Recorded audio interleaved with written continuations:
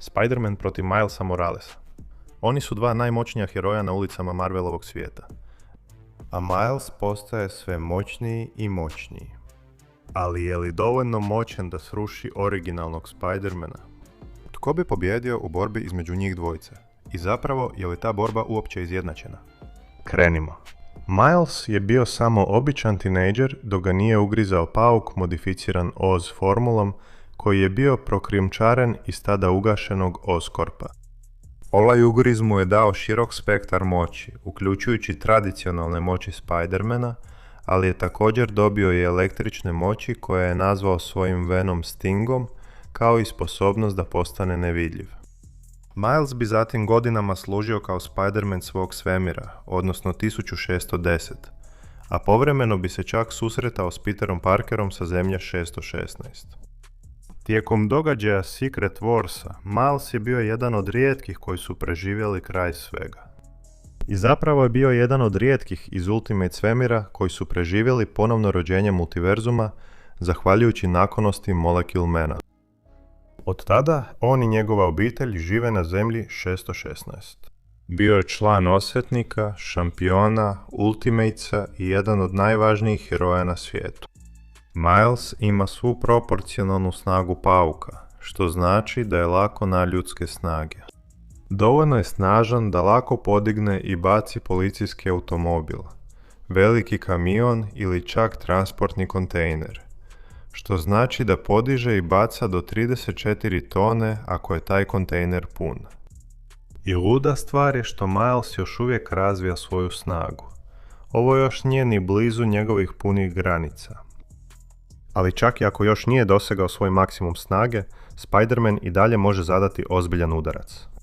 Kao onaj udarac koji bez problema može poslati Green Goblina da leti naokolo, pa čak i realno kroz grade. Onakav udarac koji može nokautirati mnoge protivnike, može potpuno pretući Hammerheada, čak i s njegovom posebnom adamantijskom lubanjem, i općenito nadjačati svakoga na koga naiđe. I baš kao Peter, Miles se uvijek suzdržava u borbi. Kad to situacija zahtjeva, Miles ponekad prestane suzdržavati svoju snagu, kao kad je razbio Capov štit samo jednim udarcem. Naravno, ovo je bio Hydra Cap. Također, to nije bio klasični Vibranium štit Steva Rogersa, ali je i dalje bio jako čvrst, a Miles ga je slomio samo jednim udarcem. I nije riječ samo o proporcionalnoj snazi pauka. Miles je puno izdržljiviji od gotovo svih ostalih oko njega. Rhino ga je bacio jako daleko i bio je sasvim dobro. Zapravo je više puta bio sasvim dobro nakon što je primio udarce od Rina i Zelenog Goblina, a obojica su Petru Parkeru zadavali puno problema u prošlosti. Preživio je udarce od Morlina, koji može bez problema ubiti druge Spider-Manove, i nikad nisu u pitanju samo fizički udarci. Jedan od Prowlerovih soničnih napada mogao je napraviti ovo. Miles je izdržao pravu batinažu od njega. Preživio je toplinski navođene projektile, energetske zrake od Visiona, snažne električne napade, toplinu koja može otopiti Iron Manov oklop, pa čak i sate intenzivnog mučenja i eksperimentiranja. To je bilo namijenjeno da ga dovede do točke sloma. Ali ono što Spider-Manu najviše ide u prilog, pa to je isto kao i kod svakog drugog Spider-mana, njegova brzina i okretnost. Spider-Man može se kretati i reagirati u mikrosekundama. Iron Man mu je jednom rekao da mora uništiti drevni artefakt u mikrosekundi kako bi spriječio vojsku da prođe kroz portal. I Miles je bio uspješan. On redovito može izbjegavati metke, reagirati na metke, blokirati metke, čak i nakon što su ispaljeni. A ponekad su ih ispaljivali neki od najboljih strijelaca na svijetu, poput Winter Soldiera. Dakle, nije toliko stvar lošeg ciljanja ili promašenih hitaca. Miles je jednostavno brži od metaka. I može koristiti tu vrstu brzine da redovito vješto manevrira oko protivnika, lako reagira na udarce i napade koji mu dolaze. Njegovo vrijeme reakcije i refleksije čine ga gotovo nedodirljivim. A povrh svega toga, tu je i njegov paukovo čulo. Pravo je čudo da je Miles ikada bio pogođen. Ono ga upozorava na gotovo svaki nadolazeći napad i omogućuje mu da predvidi što će se sljedeće dogoditi. Često i prije nego što napadač uopće ima priliku napasti. Ali to su sve uobičajene moći Spidermana. Ono što Milesa izdvaja su njegove električne moći i sposobnost da postane nevidljiv. Sa svojom nevidljivošću on je redovito koristi kako bi se prišuljao protivnicima i iznenadio ih, uhvatio ih nespremne i onesposobio. Također je može koristiti da se prikrade ili sakrije od neprijatelja. I u tome je nevjerojatno dobar. Miles je uspio ostati skriven na brodu Kreatora, gdje su se zadržavali zlikovci poput Thanosa, Namora i Kreatora, a nitko od njih nije znao da je tamo. Tijelo čovjeka pauka također proizvodi snažan oblik bioelektriciteta, koji Miles može manipulirati na razne načine. Naučio je ispuštati energetske udare iz svojih ruku, koje naziva Venom Blast, a oni mogu nekoga samo omamiti ili ga potpuno onesvijestiti. Koristio ih je da onesvijesti Venoma, da onesvijesti Raina. Prije su uspjeli onesvijestiti i čovjeka pauka. Čak je nekako uspio onesvijestiti Fen Fenga Fuma, ozlijeđenog gnola. Može ispaljivati Venom stingole kao energetske udare. Predovito ih koristi kako bi pojačao svoje udarce i učinio ih snažnijima. A Spider-Man također može napraviti ono što naziva Mega Venom eksplozijom. Tada ispušta snažan val energije iz cijelog svog tijela, uništavajući većinu područja oko sebe. I može ga koristiti da eliminira cijelu grupu neprijatelja. I nedavno, Miles je čak učio kako stvoriti konstrukte od bioelektrične energije, poput stvaranja električne mreže ili čak električnih mačeva. Međutim, želim da sve što sam upravo rekao, zaboravite. Jer sada govorimo o originalnom Spider-Manu. Dobri stari Peter Parker. Što se tiče snage, dečko on može bez problema bacati automobile i kamione, čak podići vagone podzemne željeznice iznad glave, pa čak i privatne avione. Ma Peter može podići jedan od onih ogromnih građevinskih kranova ili čak praktički sam podupirati i podizati zgrade. I čovječe, Spidey može iskoristiti svu tu snagu i zadati stvarno jak udarac. Bio je u stanju boriti se protiv nekih od svojih najtežih negativaca, Venoma, Rina, Elektro, i udariti ih tako snažno da ih izbaci kroz zgrade. To mu je sasvim uobičajena stvar. S jedne strane, Petar može nokautirati tipa samo jednim prstom, a s druge strane, on zapravo može ozlijediti Hulka. Nema sumnje, Spider-Man je nevjerojatno snažan. On je također nevjerojatno izdržljiv. Spider-Man je primio udarce od Juggernauta, Hulka, Apokalipse, Herkulesa i Gladiatora. I bio je sasvim u redu. Spider-Man se zapravo odmara tako da dopušta običnim ljudima da ga udaraju. Toliko je žilav. Podnio je udar munje od Tora, više od 100.000 volti električne energije. Bio je u redu. Primao je granate iz neposredne blizine, više puta podnosio eksplozije i napade različitih okopa Iron Mana. Spidey je čak preživio eksploziju Scud rakete točno iznad sebe. Praktički se odmah oporavio od udaraca u živce i Iron Fistovih napada.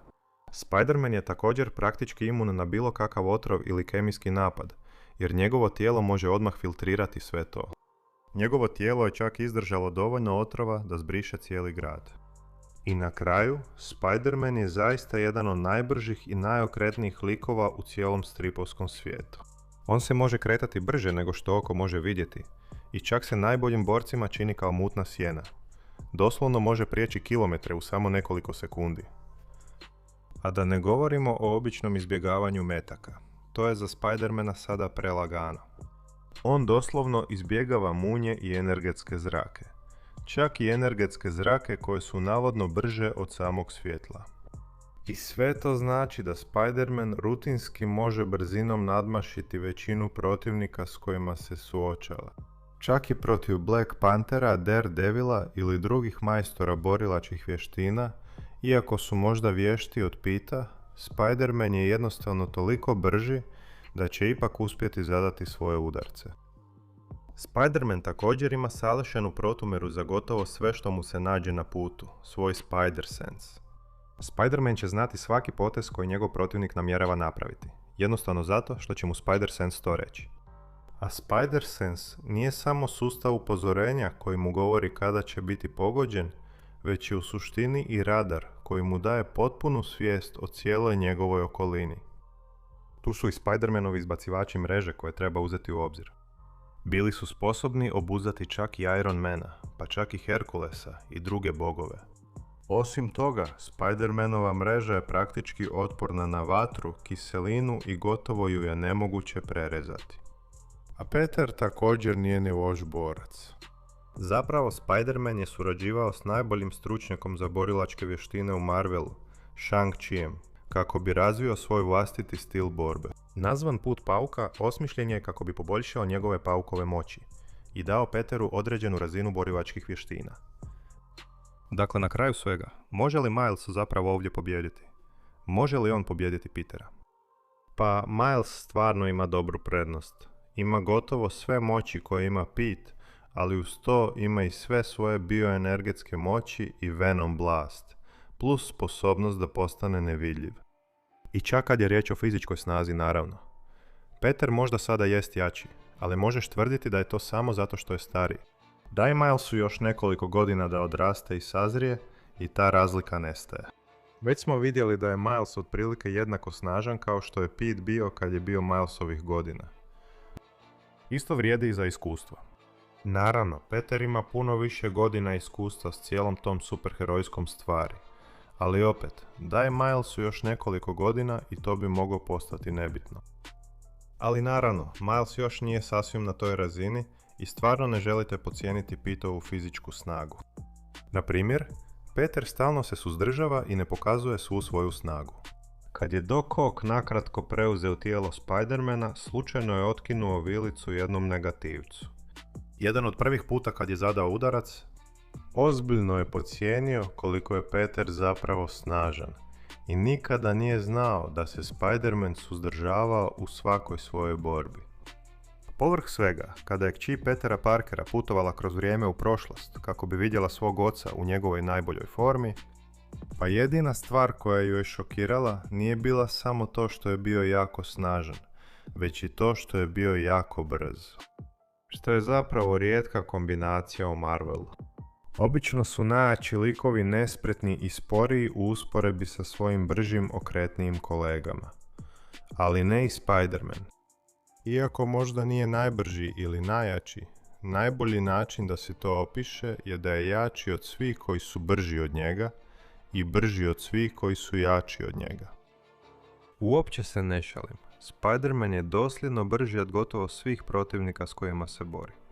Čak je uspio munjevito sladati cijeli tim osvetnika, u kojem su bili Iron Man, Kapetan Amerika, Blade i Kapetan Marvel. Dakle, tip je nevjerojatno brz. On je također nevjerojatno snažan, jer opet, kada Peter prestane suzdržavati svoju snagu, možete vidjeti da je zapravo jedan od najsnažnijih ljudi na planetu. Tip je prava zvijer. Samo što on stalno suzdržava svoju snagu u gotovo svakoj borbi u kojoj sudjeluje. I naravno, jedno područje u kojem Peter ima jasnu prednost nad Milesom je inteligencija. Naravno, ponekad je Miles prikazan kao prilično pametan sam po sebi, ali češće je on samo običan dečko. U međuvremenu, Peter je među 10 najpametnijih ljudi u Marvelovom svemiru. Često može nadmudriti svoje protivnike, smisliti jedinstvena rješenja za probleme i koristi matematiku i znanost kako bi pobijedio svoje najmoćnije zlikovce. Kad se sve zbroji, da, Miles bi jednog dana mogao fizički nadmašiti Petra. Definitivno postaje sve moćniji. To bi se moglo dogoditi. A njegove bioelektrične moći i nevidljivost uvijek će mu dati prednost u borbi. Ali ne mislim da će ikada zapravo biti bolji od Spider-mana. Vidiš, Peter trenutno nije najjači Spider-Man. To bi vjerojatno bio Scarlet Spider. Nije najbrži, niti ima najbolji paukovo čulo. To bi bila Silk. Možda čak nije ni najpametniji. To bi bilo neizvjesno između njega i Superior Spider-mana.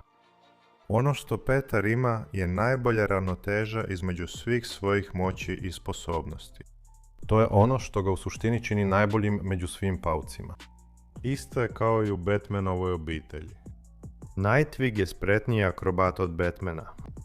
Red Hood je puno brutalniji i nemilosrdniji od Batmana. Tim Drake je bolji detektiv. Cassandra Cain je bolja u borbi prsa o prsa. Damian je čak i bolji ratnik i vojnik. Ali ipak, nijedan od njih zapravo nije bolji od Batmana. Jer iako bi mogao biti bolji od njega u jednoj stvari, Batman je bolji od njih u svemu ostalom. Peter Parker je to za obitelj Spidermana. Možda postoje neke stvari koje on ne može učiniti, ali on je i dalje najbolji među njima.